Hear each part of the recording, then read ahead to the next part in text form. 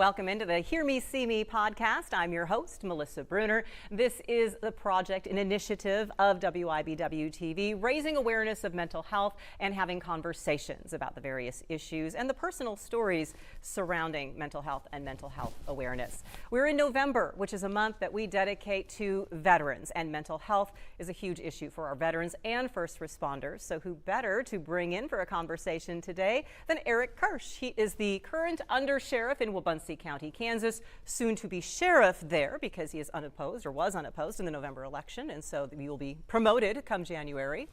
And also a military background. Yes, ma'am. So what was your military service? Let's start with the first part of your story. I attended the Citadel in Charleston, South Carolina on a scholarship, and I commissioned in the Marine Corps in 2004. I was a counterintelligence officer. I did 2 deployments to Iraq and 1 to Afghanistan. And I was assigned to NCIS for the last 4 years of my military career, and was also a contractor for the State Department in northern Iraq and Kurdistan for the ISIS invasion in 14 and 15. So between military and contracting, I did 5 deployments to the Middle East, and most of it was a lot of fun. But fun, but with some, I'm sure, dramatic moments mixed in. And then you decided to enter law enforcement. Right, yeah. What was that decision all about? It's pretty underwhelming. So I'm thank you for having me, by the way. You're welcome. It's amazing to me that I'm even here. Which is a loaded statement, and we'll get to that. Yeah. But why did you enter law enforcement? I watched Die Hard a lot when I was a kid. I'm not kidding. I watched Die Hard, yeah, and Cops, and I wanted to do 2 things when I was a little kid. I wanted to be a Marine, and then I wanted to fight and catch bad guys. So I got to do that as a Marine, and then as a federal criminal investigator with NCIS. And I was assigned to the DC field office on the counterintelligence squad. And I was also on the MCRT, the major case response team, which was all major crimes.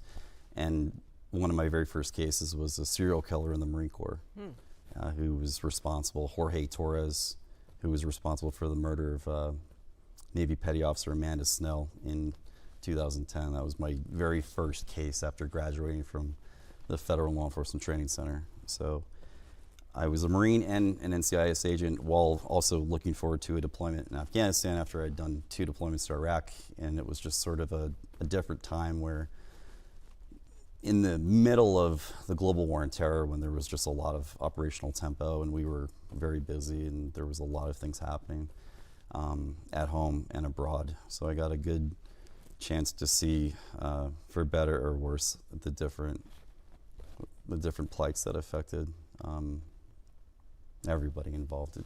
There's a lot to unpack here. I know we got a condensed amount of time. Yeah, so. You had a lot on your plate and a lot that you've Right. seen. How you ended up here was because of some of your posts that you've been very open about how those experiences impacted you. It's also why the San Pellegrino is here, and we will get to the water in a moment. But the Wabunsee County Sheriff's Office, folks, if you haven't seen their Facebook page, you talk very openly about funny things that you respond to, like, of course, it's a rural area, so animals are loose. People repeatedly driving down a certain road that becomes impassable. Let's say it out loud. The water that you will share if folks feel they need to talk. But you also have talked about helping people through difficult moments and being a call that people can make for help and support, not necessarily for punishment or retribution. And that's what I found interesting about your story and why I reached out to you and said, would you share a little bit more about what you're being through? When you go back to your military service, you'd been in Afghanistan, and as we start the conversation right away, I want to remind everyone, if there's anything that you hear that you start to feel uncomfortable with, or it puts you in a tough spot, remember that 988 hotline is there for you to call anytime to talk to anyone and find some help and support yourself. So that time in the military, Afghanistan, you said it was a fun time, but it wasn't all fun. What was the reality of the situation? What was the day-to-day stressors that you were encountering? Everything. Jeez, wow.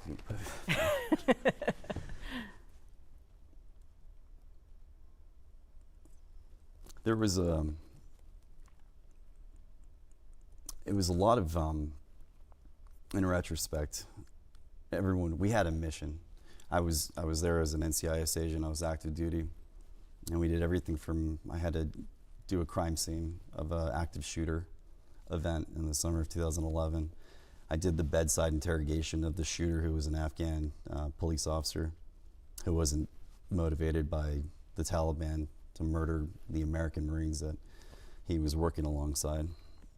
We did several other pretty interesting things, patrol missions, equipping, evaluating the Afghan commandos, doing other internal counterintelligence investigations, combat operations, and also there was quite a wide variety of routine tragedies that we would have to go out and confront. And the last major one of these tragedies was a electrical fire in the city of Herat that claimed the lives of several Marines who had just gotten back from a mission.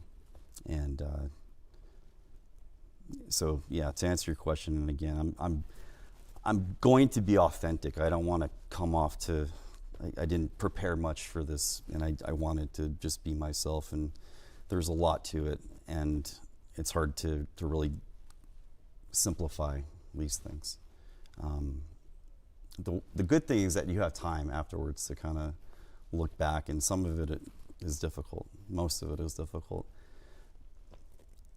And I think for each veteran and contractor, because there was thousands of American contractors in Iraq and Afghanistan, but for veterans and their families, there's so much time afterwards to look back, and it could consume you if you allow it to. And that's what happened to me too. You know, since I'm in a leadership position now, I have obligations to very close people to me and the public. But my best friends, both living and dead, I still have obligations to. My duties as next sheriff is to tell the truth and to be brave. And I will damn well be authentic when it comes to these experiences that I've had, and mine were very painful. I was a functional alcoholic for 3 years after the wars. That's how I never got in trouble with the work of the law. But I drank to compensate. You know, like earlier you asked me, and other people have asked me the origins of the San Pellegrino. Why the Pellegrino? I replaced Jack Daniels with Pellegrino, and I've been sober almost 8 years now. And it has given me the strength I needed to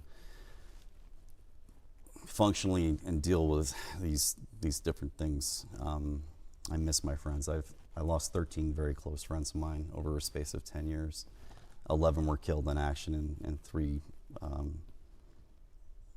two committed suicide. One was my roommate, and one was my teammate. So those are, I think, the most painful. It sounds like what you're saying, and I think people can relate to, without you having to go into and relive all the details, sure, is that you saw very difficult things, very tragic things. Right. And at the same time, because of the environment, your body's constantly in the fight or flight mode. You don't have that, you say you had time, but it sounds like that time came after you got home and you're back with your family. There's a sudden stop. You're busy. I lived out of suitcases and sea bags for years and years and years. You're constantly, you're looking forward to the next deployment after you're still kind of getting over, or you press the pause button on what happened, because you got to get ready for your next deployment. So you do workups and you go, and then you do workups and you go, and along the way there's people that are very important to you, pillars of your life that are gone, and they suffer, and the survivors suffer divorce, or they suffer alcoholism or other addictions or other damaging behaviors.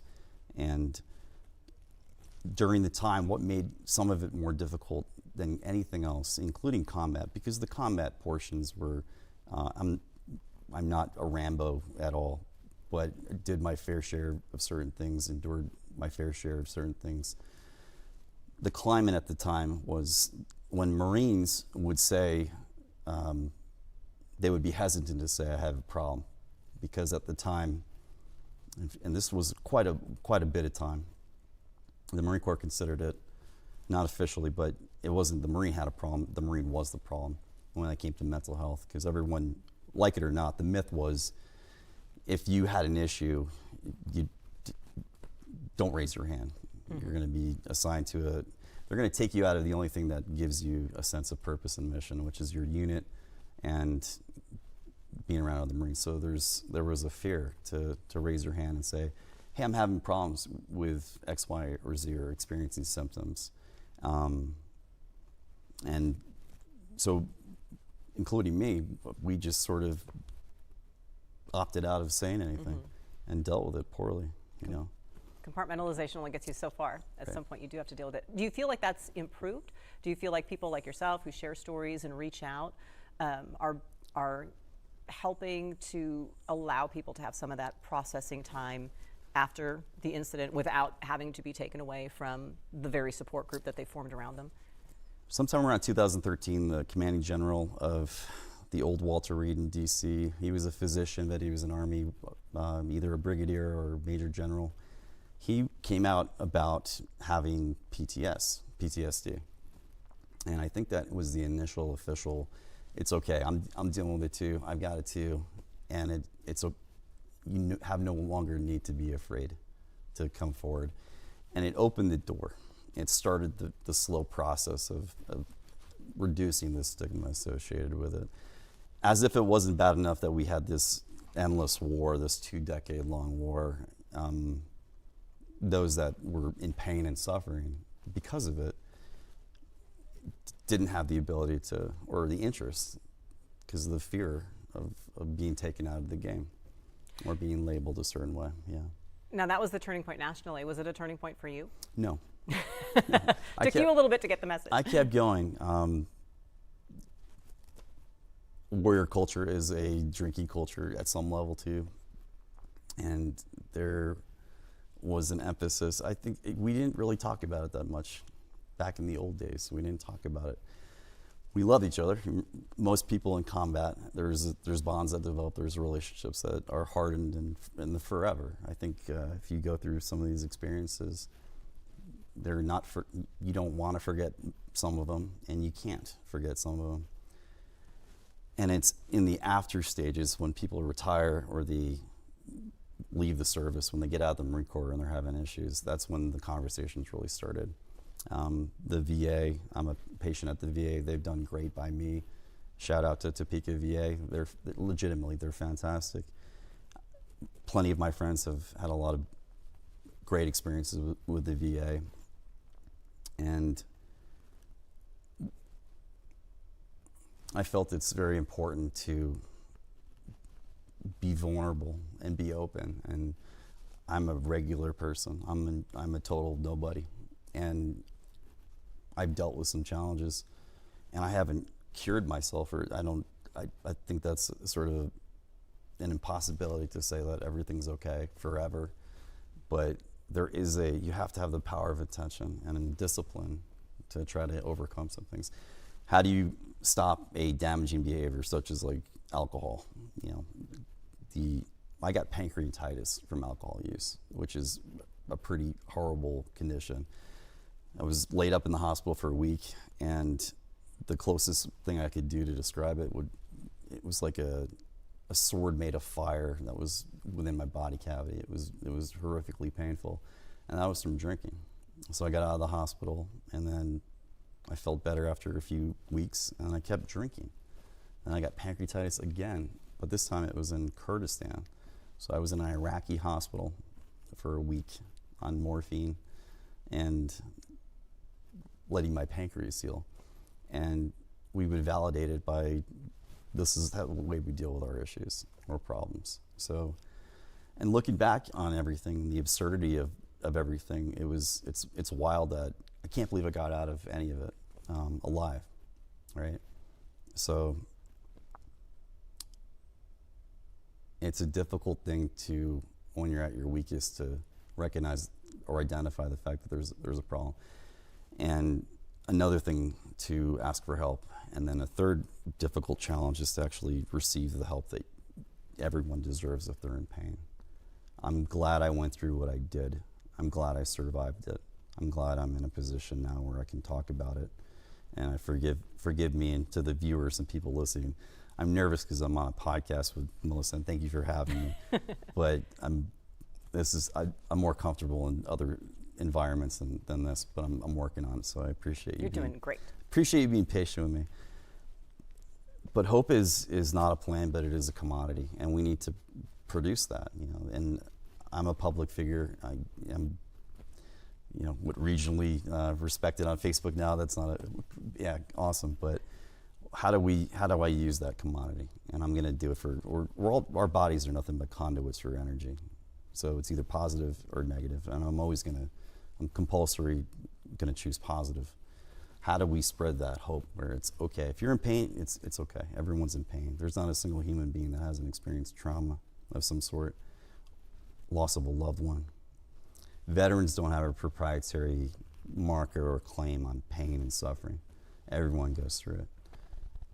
It's more pronounced, it's for some than others, but everyone is deserving of not suffering. And there are options and assistance out there, and it's just, I didn't ever appreciate the unspoken rule of leadership in the military at the height of the war, where it was, don't you dare ask for help, because that level of fear was pretty powerful. And it's I don't know the state of the Marine Corps right now, and I'd like to assume in the Navy that it's gotten better, and I'm hopeful that it has. But for law enforcement, for nurses, for firefighters, for paramedics, that routinely, even tow truck drivers on I-70, routinely encounter these pretty horrific things, and they're dealing with it poorly, like by drinking, avoidance, isolation, symptoms of PTS. It's okay. It's okay that you're human. Unless you're a sociopath, you're going to be affected. If you touch war, it's going to touch you. If you touch a fatality accident, even if you witnessed it, it's going to stay within you. And it's not appropriate for you to sit there and suffer forever. You just can't do it. It's unsustainable. So yeah, I think that who are we as a society not to acknowledge these things and then also communicate and offer very beneficial and tangible ways to get out of it. We talk about that as journalists. Yes. We're responding to and covering the scenes. We are not as intimately involved in them as our law enforcement officers and first responders are, but we have to talk about them. Right. And you're supposed to try to talk about them and not start crying, which sometimes can be super tough. And then you're just supposed to go on and talk about more things the next day that are terrible. I mean, hopefully in law enforcement, you get some days where you're not only dealing with the bad things, you're dealing with some good things along the way as well. But those things are day in, day out, day in, day out. What have you tried to do to spread that message within your own agencies that you've been involved with as a law enforcement officer, to let your officers and dispatchers and other responders that you affiliate with know that they need to debrief after all of these things? I tell them what I just told you, that I've gone through it too. For instance, when I make DUI arrests, and sometimes it's not just a one-off, they're not coming back from the bar. They're extraordinarily intoxicated at 8 o'clock in the morning. And I can tell, hey, I won't go into details, but certain people have said things like, you don't know what this feels like, and I'll sit down when it's appropriate, okay? Share part of my experiences. Like, I've been sober 8 years. I was a functional alcoholic. When I wasn't drinking, I wanted to drink. And I was catching serial killers, right? So I would validate everything, and it's a way to essentially say, I know what you're going through. I'm not above you. I'm a nobody, but I figured it out. So when you share part of yourself, and when you're vulnerable, and when you're authentic, and when you're being a human being, and you can say, I've gone through this, I don't have all the answers, and I've helped a lot of people, but you're the person I'm helping now. Be that a coworker or anybody. If you're alive, I'm going to help you. I want to help you. That's just the way I'm built. And there's always hope. But people at their weakest will never, for the most deserved of knowing that they're worth fighting for. And sometimes they need that help to get there, because no one's figuring things out on their own. No one's just going like, I got it, I got the answer. It takes a lot of different guides to get you there. So that's what happened to me. I had several. I was going to say, what was your warning point? People that loved me enough to tell me that I was wrecking my life. Okay, but did you listen? No, not at first. Yeah, No. I lost yeah. a marriage over it. Yeah. I was amicably divorced in 2015. I moved out to Kansas originally to be closer to my daughter because I could be a cop anywhere, but I had to be a dad here, right? And but yeah, I drank. My wife, my ex-wife, and we're good friends. She had enough, and we split up. And yeah, it was a cost. It was a huge cost. And then I continued to drink because that was a pain, right? That was a huge loss. And with my wife Jessie, she initially, when we got together, I was still drinking, not as much as I was in the past, but drinking nonetheless. And she basically gave me an ultimatum, which I followed, and said, I love you, but I don't love you if you're going to continue to do this, because she had been with people in her past that had issues with it. I chose her, and I chose life, and I also chose sobriety and health and myself because I was ready at that point. I was ready to get better. I was tired of hurting. I'd buried so many friends. I've gone to 22 funerals. I have people that I still feel like they're gonna call at any minute, and they've been dead for over a decade, and I miss them. And one of my best friends in high school committed suicide. That was tough. I lost friends in combat. That was horrible.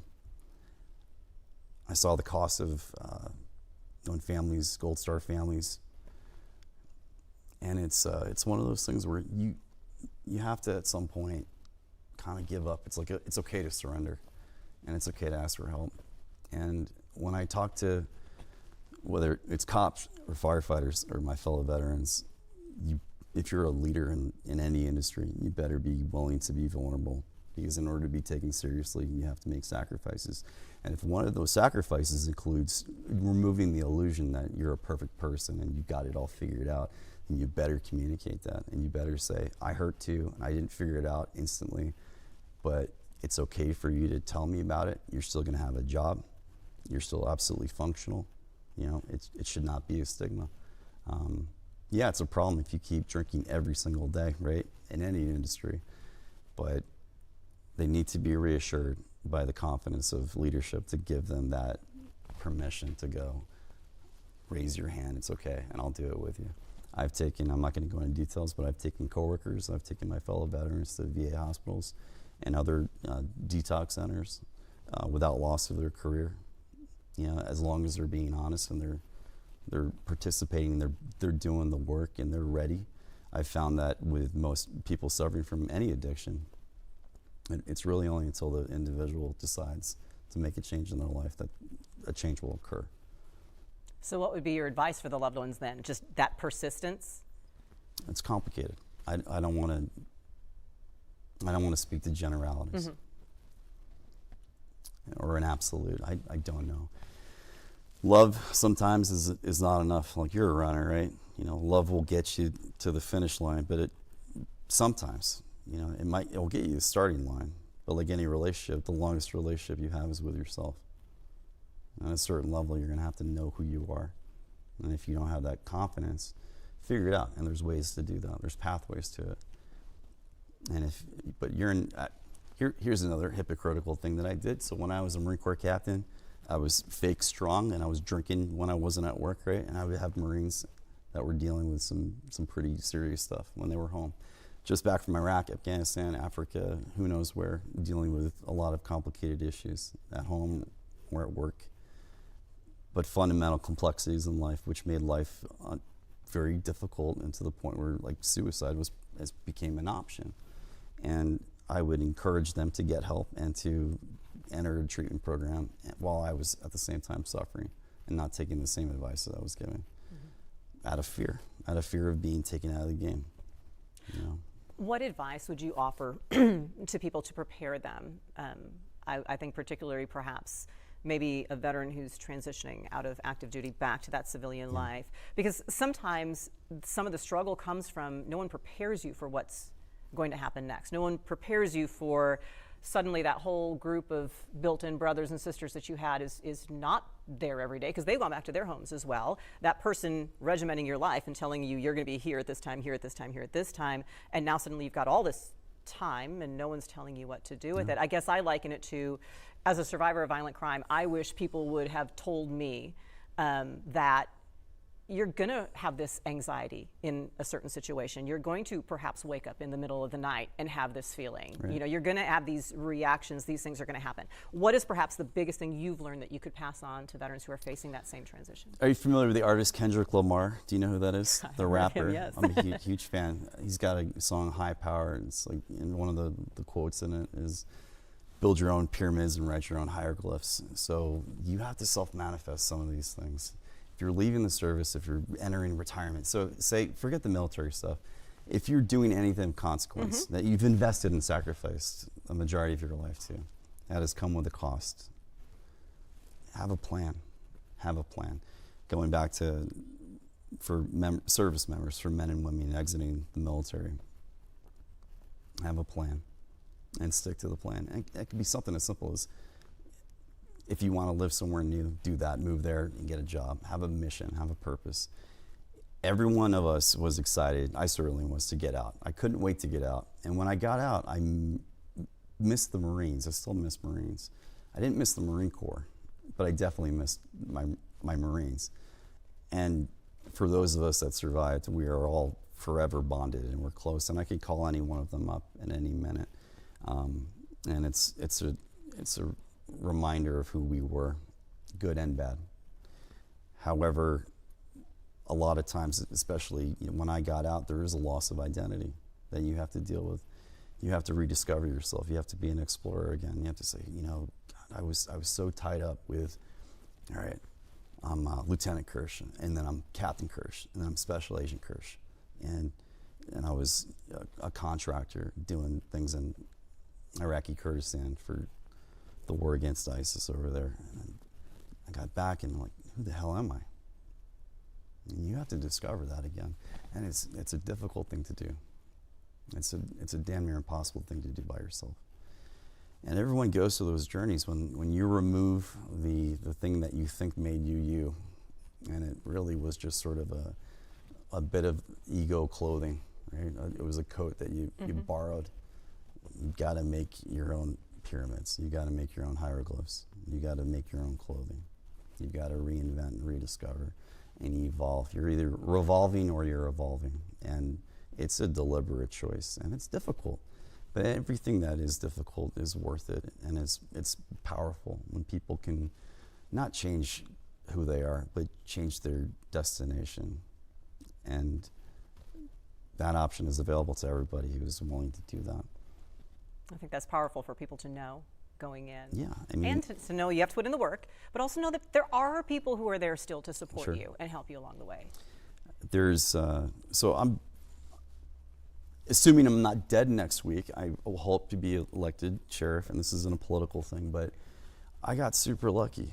I ran unopposed. It was an amazing experience. I got 10 pounds bigger because I met with so many people door to door, getting fed pound cake, right, by all these nice people. It is rural Kansas. We're Midwest nice. Right. Here's some cookies, and I was very like, wow, this is great. But one day that's going to end, and I'm going to be ready for the next thing in life. You know, my intention is to, like with everything else, my whole life's been one weird happy accident. I'm not terribly good at anything except for discipline. I'm more disciplined than I think I should be, right? And it's been something that has been a fuel for me. But I have to get ready even for the next change. If I were to, say, become infirm and not be able to be a peace officer anymore, you know, I'll figure something out. But you definitely need to have a mission and a drive and a purpose. So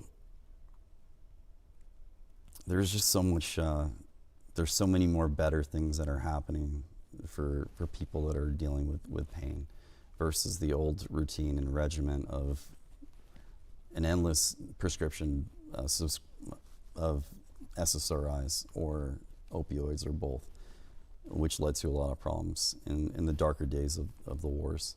And now I've been following lately the development of psychedelic studies as it comes to the VA. There's pilot program initiatives using MDMA in clinical settings for treatment of PTS, depression, anxiety.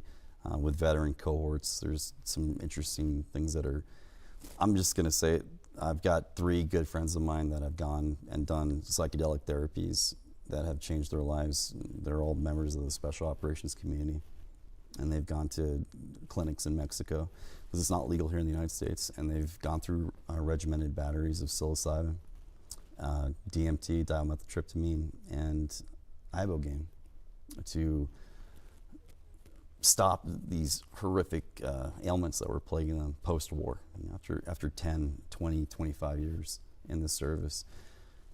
One of my friends that I won't mention by name, obviously, he did 13 deployments as a SEAL. 13 deployments all over the world, but primarily in Iraq and Afghanistan.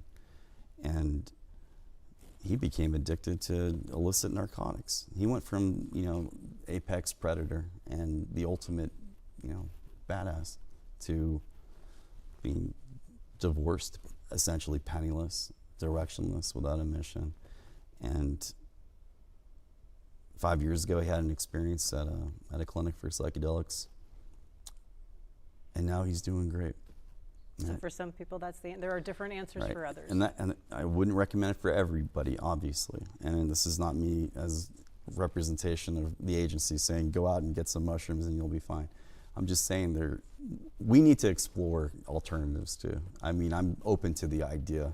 I don't understand when people have the statement of I refuse to be convinced. Like, I demand to be convinced that there's other ways to do things, because some things are not working.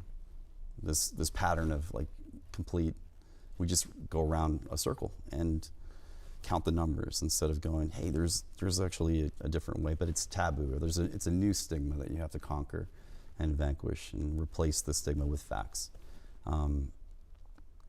But there's some new things that I'm very enthusiastic about. And again, not for everyone. I'm not saying go out and it's regulated. Right. I mean, I think that's key. Right. What you're talking about is something that's regulated and supervised and not self-medicating, whether it's with alcohol right. or opioids or anything else. So it's curious to me when some people have a very rigid stance on, say, like psychedelic therapies, and then there's a liquor store in every corner at the same time, right? And who is deserving of access to those things? It can't just be veterans. It can't just be cops. It should be when it's appropriate. But increasingly I've read and seen, and with my own eyes, and met, especially my friends' experiences that have done it. Their lives have tremendously improved because of it. And it's not a silver bullet. I don't think there's any shortcuts. There's no one way of doing things. I just don't appreciate the rigidity of certain established beliefs. And it's okay to, for instance, I'm glad I didn't go to Iraq with a musket. Right? I'm glad we evolved. I'm glad I didn't have a tin helmet and I had a Kevlar. Small adjustments and improvements in quality of care. And again, I'm not saying go out and just do whatever you want to do, but be empowered by some knowledge and some studies on some things. And for you, the San Pellegrino offer is real, right? Correct. If we go through Wabunsee County, Kansas, and you want to chat, stop in and see Sheriff Kirsch and have a water, which I love.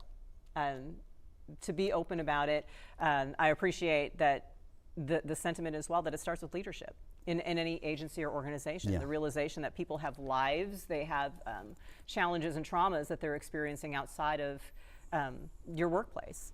And it's not always obvious. For first responders and law enforcement, it can be pretty obvious. We know that you are going to the homicide scene. We know you're going to the fatal wreck scene. Other workplaces, you don't know what is happening in someone's life. It starts with leadership and needs to continue by leadership, and it's a top-down driven process. But yeah, I chose deliberately to be open with my own experiences because I'm not ashamed of anything. I have nothing to be ashamed of. It's okay to suffer, and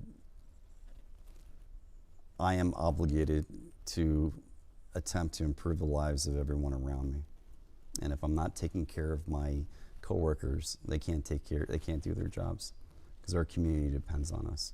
First it was my country, now it's my community, but the service is the same in the sense. And there shouldn't be, it's bad enough that people are dealing with different things. It's even worse when there's this air of like, you can't talk about it and you shouldn't talk about it.